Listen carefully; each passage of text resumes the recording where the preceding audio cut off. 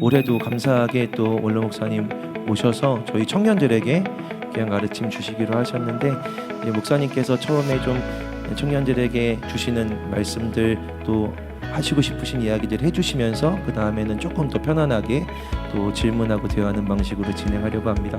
한수망 교회 안에 자랑스러운 일들, 또 세상에 내세워서 자꾸 자랑하고 싶은 그런 공동체들이 많이 있지만은 청년 교회에 대한 자랑스러움이 또 많이 있고, 또 그 청년 교회 핵심이 목자들인데, 이 목자들의 모임이라서 기쁜 마음으로 달려왔습니다. 누가복음 18장 8절 말씀에 그런 말씀이 있어요. 인자가 올 때에 믿는 자를 보겠느냐. 주님이 재림하시는 마지막 날에 믿는 자를 보겠느냐. 교회가 부흥되어지고 신앙이 크게 불붙던 시대가 점점점 끝이 나고, 가난 교인과 탈종교, 탈교회 현상들이 가속되더니 급기야는 교회가 존재하겠느냐. 그 교회에 나오는 사람들이 있겠느냐. 아니, 나온다 한들 그들의 가치관이 정말 하나님 나라 백성이 되어서 살아가는 그런 가치관으로 사는 사람이 있겠느냐. 뭐 이런 말씀이 성경에 다 있나 그렇게 생각했는데, 요즘 세상을 보면서 그럴 수 있겠다. 왜 예수를 믿는가 그랬을 때에 자기를 위해서, 자기 중심으로 교회 오고 신앙생활 하는 분들이 굉장히 많이 있습니다. 미치광이가 주인 없는 백화점에 들어가서 정가 표시를 뒤죽박죽 붙여놓은 것처럼 소중한 것, 귀한 것, 가치 있는 것은 저 밑바닥에 던져버리고, 정말 곧 썩어질 것, 없어질 것, 영원하지 않는 것, 그런 것들이 신앙을 대체하는 일들이 참 많이 생겼다고요. 요즘은 하다가 이념이 신앙을 대신하는, 여러분들은 모르겠습니다만 보수, 진보 뭐 이런 이상한 깃발들이 신앙을 대체하는, 그래서 이 양반들이 그런 이념이 신앙화되어지고 거기다가 자기 확신이 들어가니까 예수 안 믿는 사람들이 확정 편향 가지는 것보다도 훨씬 더 강력한, 그래서 순교하는 신앙이 이제는 이념을 위해서 목숨 건 사람처럼 그러고 살아가는 일들도 참 많이 있더라, 그런 얘기죠. 주님의 심장 속에는 교회가 있었거든요. 근데 이 교회가 얼마나 우선순위에서 밀리고 있느냐 하는 겁니다. 요즘 제너레이션을 연구하시는 분들은 뭐 MZ세대를 그렇게 많이 연구를 했어요. 그래서 전 세계적으로 입만 벌리면은 MZ세대 그랬거든요. 여러분을 일컬어서 이 양반부터 시작해서 여러분까지 이 MZ세대 그랬는데, 요즘은 MZ세대 중에서도 제너레이션 밀레니엄 세대와 제너레이션 Z 세대가 완전히 갈라지고 있습니다. 완전히 갈라지고 있어요. 디지털 네이티브 이 세대들 중에서도 그 2030, 요즘 대학생부터 시작을 해서 사회 초년생까지 제너레이션 Z 세대거든요. 2030 이 세대들이 굉장히 전 세계에서 자기들만의 문화가 만들어지고 있습니다. 말하자면은 핸드폰이 너무너무 재미있으니까 이제는 거기서부터 스트레스를 받고 싶지 않은 거예요. 그래서 보링폰, 재미없는 폰, 그냥 문자 전화 정도 되는, 그냥 사진 정도 찍는 그 정도의 폰들이 전 세계에서 굉장히 많이 팔립니다. 제너레이션 밀레니엄 세대를 이끌어서 Fear of Missing Out, 포모 세대라, 포모 세대. 그러니까 세상에 뒤떨어질까 봐서, 친구들 세계에서 낙오될까 봐서 유행에서 밀리는 사람으로 시대에 뒤떨어진 아웃 오브 데이트 될까 봐서 핸드폰을 자주 바꾸는 이런 세대들. 막 그리고 친구들하고 술집에 가서 떠들고 노는 거. 그리고 좋은 음식 먹으면 그거 찍어서 올리는 거. 막 이런 것들이 그 밀레니엄 세대들인데 2030 세대는 그런 거 싫어하는 거예요. 좋은 음식보다는 집에서 혼밥, 혼술, 신앙생활을 혼자 하는 거. 그래서 이게 포모 시대에서 저모 시대, joy of missing out, 놓친 것을 즐기는 세대들이 지금 되고 있습니다. 전 세계에서. 그리고 이 사람들은 뭐에서 술 먹는 거 그런 거 싫어해요. 집에서 그냥 맥주 한 잔 마시는 정도인데 그 맥주도 하이네켄이 금년에 무알콜 하이네켄을 30% 정산했습니다. 그러니까 알코올 있는 그런 거 별로 안 좋아하는 거예요. 혼자서 그냥 지내고. 왜 이게 위험하다고 난 느끼냐 하면은 교회 본질 중에 본질이 서로 돕는 거잖아요. 서로 섬기는 거잖아요. 함께 모이고 이 스킨십을 통해서 믿음이 성장되는 거거든요. 그게 종교교육자들의 정신이고 그렇게 되는데 그게 점점 어려워지는 거예요. 점점 우리 교회 생활에서 셀 모임이 어려워지는. 그래서 봉사보다는 집에서 혼자 지내는 이 세대들이 앞으로 신앙생활이 가능하겠느냐 그런 생각을 하게 되는 거예요. 실제로 셀 모임이 필요한 사람들이 이 사람들이잖아. 왜냐하면 사람이 변화되어지고 리더십이 성장되어지고 품성이 바뀌는 것은 1m 안에서 가능하거든. 혼자서 책 본다고 되는 게 아니라는 말이에요. 혼자 기도한다고 되는 게 아니에요. 함께 모여서 1m 안에서 서로 돕는 겁니다. 서로 섬기는 겁니다.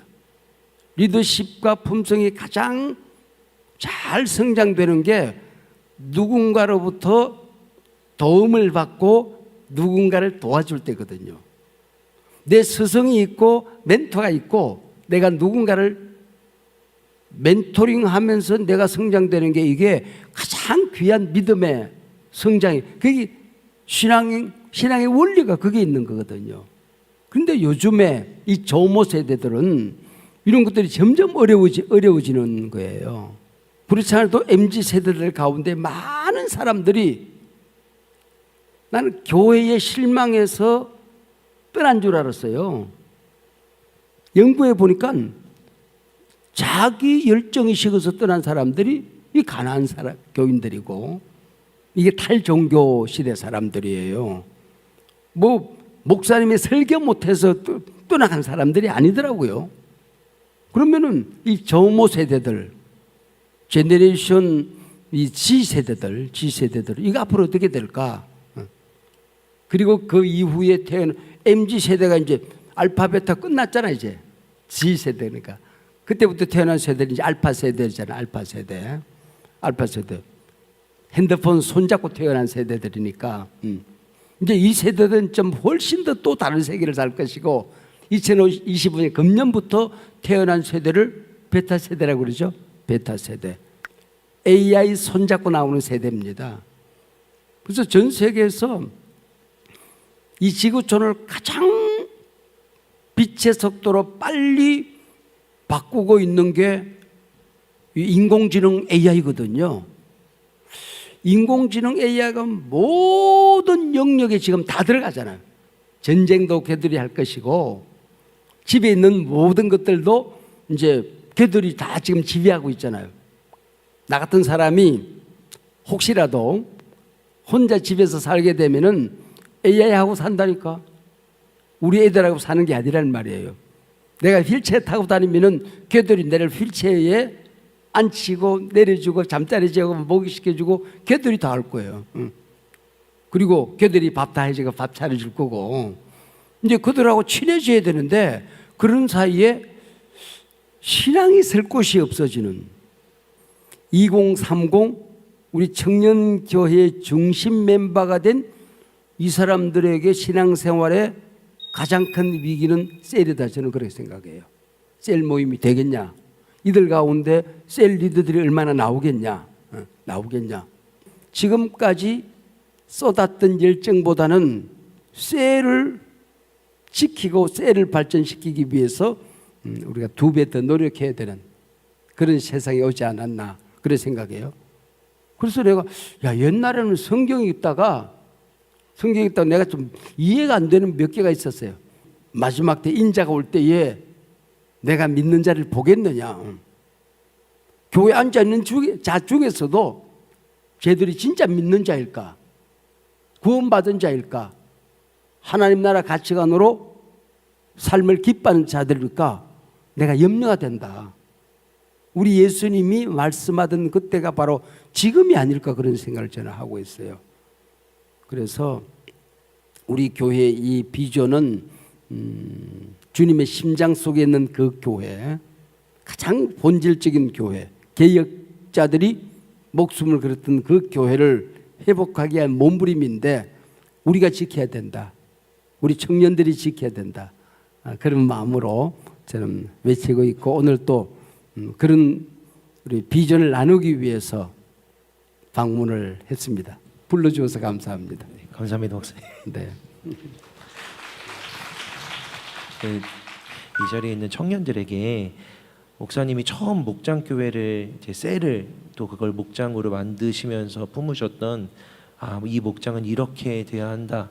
여기까지 이게 하나님 뜻이다. 그 좀 비전을 좀 설명해 주셨으면. 셀은 교회 성장의 도구이거나 또 공동체를 관리하기 위한 방법이거나 또 교회 여러 프로그램 중에 하나가 아닙니다. 그는 교회가 교회되기 위한 본질이거든요. 예수님께서 처음 교회를 세웠던 초대 교회는 이런 큰 건물이 있는 교회가 아니에요. 모든 성경의 교회는 셀교회였습니다. 누구누구 집에 있는 교회, 브리스가와 아굴라 집에 있는 교회, 마리아의 집에 있는 교회, 그 여인의 집에 있는 교회, 모든 성경의 교회라고 하는 것은 한소만 교회처럼 조직이 있는 교회가 아니에요. 셀 리더와 셀 식구들이 있는 그게 교회였어요. 콘스탄틴 대제가 정교개혁을 일으킨 다음에 막 핍박을 받으면서 그 지하에 숨어서 복음 전하고 목숨 걸고 공동체를 지키던 그 교회가 조직이 돼버린 거예요. 그렇게 안 해도 돼. 우리가 다 밥 먹여줄 거야. 예배당이라는 거 성전이라는 거 지어줄게. 그래서 모여서 그냥 예배 드려. 이렇게 해서 생명이 종교화 돼버린 겁니다. 작은 셀 공동체가 큰 조직화 돼버리면서 생명력을 잃어버린 거거든요. 그래서 2000년 기독교 역사 속에서 있었던 그 교회를 지금 버릴 수는 없잖아요. 근데 버릴 수 없지만은 초대 교회에 있었던 그 본질의 교회는 우리가 놓쳐서는 안 된다. 이 셀 교회를 지키는 것은 성경적인 교회, 주님의 심장 속에 있는 그 교회. 우리가 마지막 때에 믿는 자를 보겠냐 그랬을 때 주님이 한숨밖에 문을 열어보고 예배 후에 셀 모임이 이루어지는 현장을 보면서 바로 이거야. 내가 세우기를 원했던 교회가 이거지. 이걸 주님께 보여드려야 된다는 것입니다. 마지막 때에 모든 교회가 타락하고 세상과 타협화되어지고 프로그램화되어졌을지라도 우리는 예배에 목숨을 걸어야 되듯이 이건 성장 도구가 아니에요. 한서만 교회가 셀교회로 안 갔으면 훨씬 성장했을 거예요. 이건 성장의 도구가 아니에요. 프로그램이 아니에요. 그래서 셀 모임에 참여하는 것은 옵션이 아니다. 선택 과목이 아니다. 필수 과목이다. 필수 과목이다. 나는 셀 모임이 중요하니까 예배 끝나고 나서 와서 셀 모임만 할게요. 그거 안 되잖아요. 예배와 셀은 선택 과목이 아니다는 것입니다. 둘 중에 하나를 선택했다면 반쪽짜리 신앙이죠. 온전한 신앙인이 아니죠. 믿음이 성장되는 신앙인이 아니죠. 그런 사람들은 10년, 20년이 돼도 품성이 하나님 나라 가치로 바뀌지 않아요. 그래서 이 셀 교회의 본질을 지키기 위해서는 어떤 것도 타협해서는 안 된다. 저는 그 생각으로 이 운동을 시작한 겁니다. 목사님, 이제 저는 그러면 그게 좀 궁금해요. 사실 지금 저희 청년교회 목장에서 제가 생각하는 어려움은 목자들이 좀 힘들어한다는 겁니다. 목사님께서 오랜 목회 동안에 또 어떻게 목자들을 좀 행복하게 목회를 통해서 하셨는지와 또 목자를 하면서 되게 크게 성장하거나 축복을 받았던 성도가 혹시 기억나신다면 좀 말씀해 주시면 감사하겠습니다. 그 목장의 목자가 되는 것을 교회가 해야 될 여러 사역 가운데 하나라고 그들이 느끼기 때문에 그렇습니다. 그리고 힘들면은 이거는 안 해도 된다고 생각하기 때문에 그렇습니다. 힘들기 때문에 해야 되는 것이고, 모든 사람들이 이 마지막 때 이런 일들을 감당하기에는 믿음이 약화되어지고 냉랭해지기 때문에 그 자리, 주님이 계신 그 자리를 지키는 사명이 있거든요. 제가 싱가포르에 가서 청년 목장들과 좀 살아봤어요. 살아봤는데 한 청년이 우리는 이 청년들이 부모들이랑 다 살잖아요. 우리나라는 독특하게 대개 대학 들어가면은 혼자 살잖아요. 서구나 외국에서는 대학 들어가면 적어도 대학을 졸업한 학생이 부모와 함께 사는 사람은 없잖아요. 다 혼자 산단 말이죠. 근데 싱가포르에는 결혼을 하면은 아파트를 공짜로 줘요. 결혼하면. 그리고 천천히 갚으면 돼요. 그리고 자동차도 딱 대수를 정해가지고 누가 죽어야 자동차 나오고 막 그런 식이에요. 그 좁은 땅덩어리에서 그렇게 하니까 한 청년이 자기는 빨리 좀 사랑하는 여자친구가 있는데 결혼하고 싶다고. 왜 그렇게 결혼하고 싶냐 했더니 아파트가 나와서 자기가 목자가 될 수 있다고. 자기 집이 있어야 목자가 될 수 있는 거예요. 자기 집이 있어야. 그래서 남의 집에 이렇게 방 하나 얻어가지고 있는 아이들이 밤늦게 모일 수가 없잖아요. 그러니까 결혼하는 이유도 목자가 되기 위해서 있는 거예요. 목자가 되기 위해서. 그리고 그거 보면서 얘들이 예수 믿는 이유가 우리와 다르구나.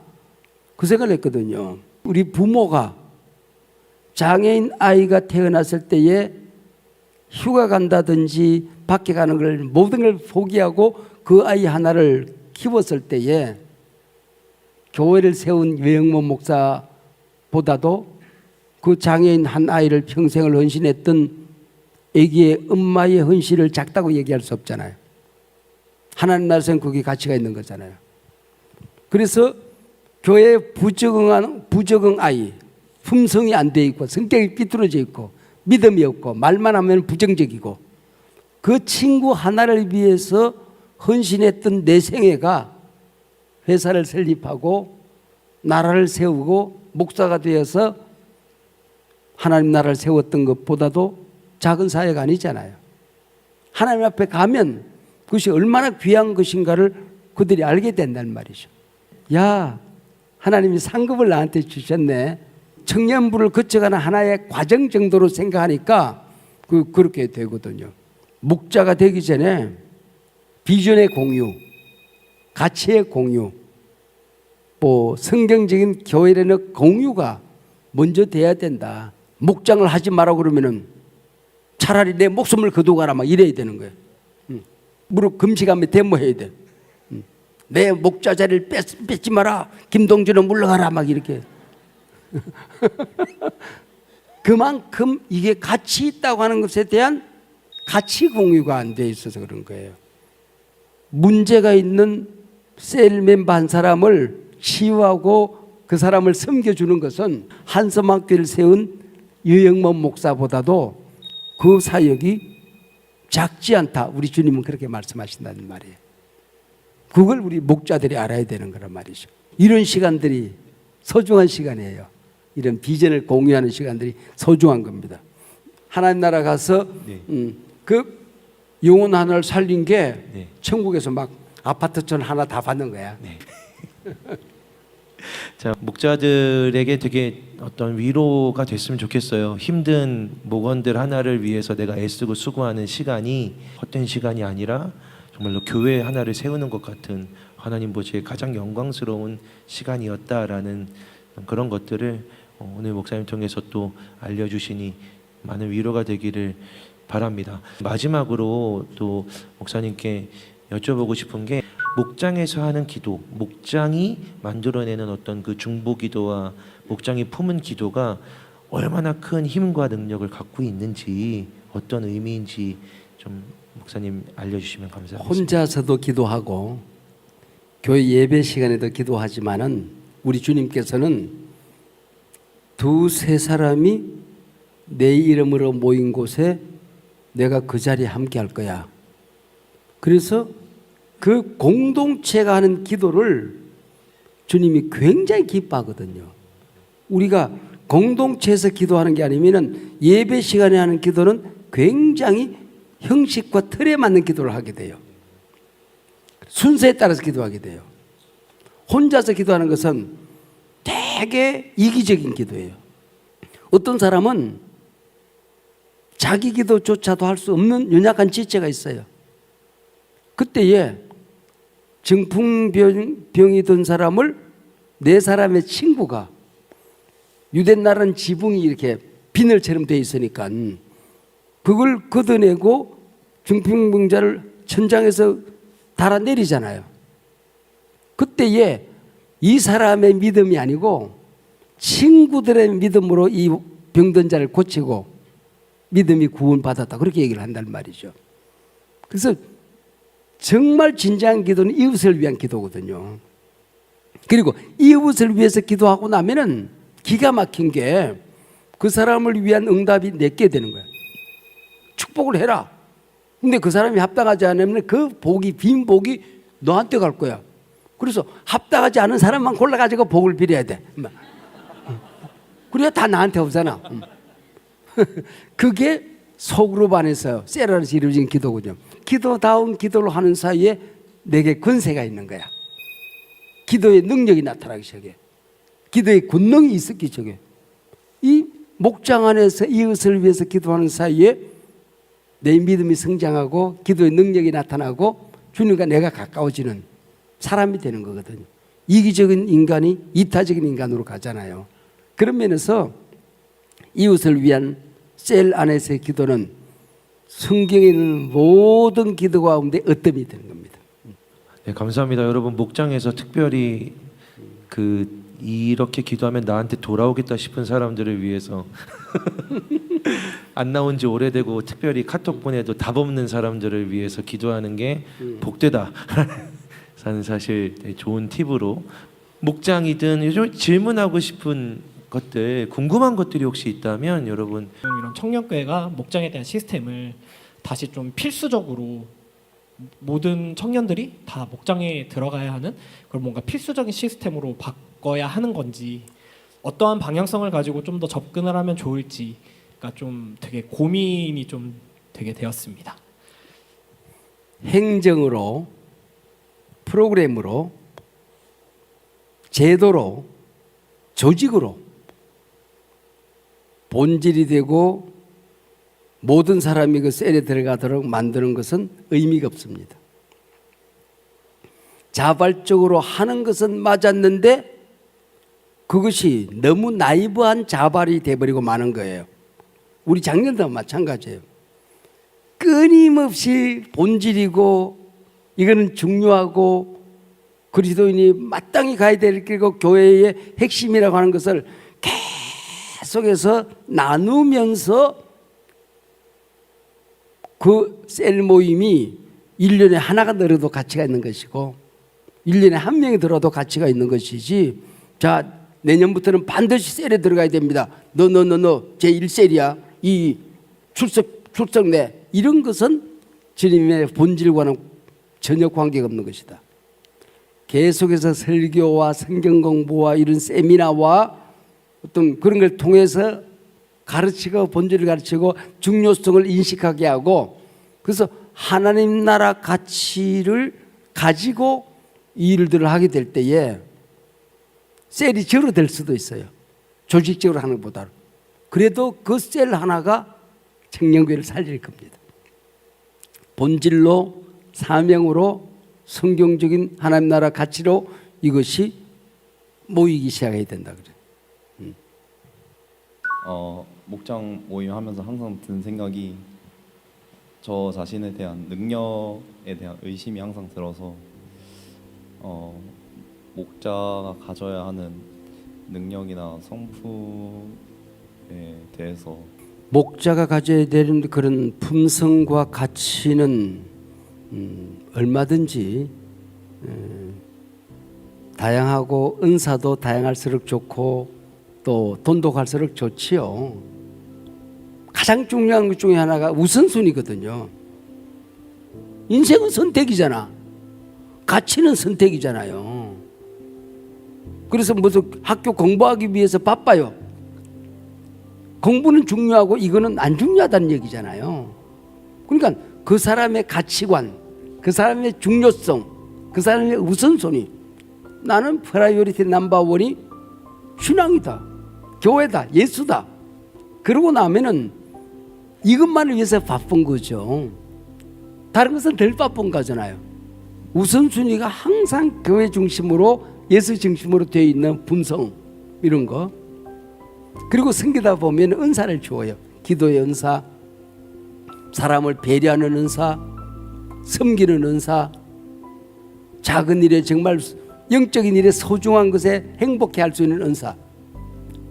바깥에서 월급 더 배우는 것보다도 한 영혼을 건졌을 때 오는 그 기쁨이 더 큰 품성으로, 영적인 품성으로 바뀔 수가 있는 거잖아요. 이제 그런 것들을 한 달란트라고 그래서 포기하지 말아라. 작은 일에 충성하는 자는 큰 것에도 충성을 한다. 자꾸 연습하면 그게 더 커지는 겁니다.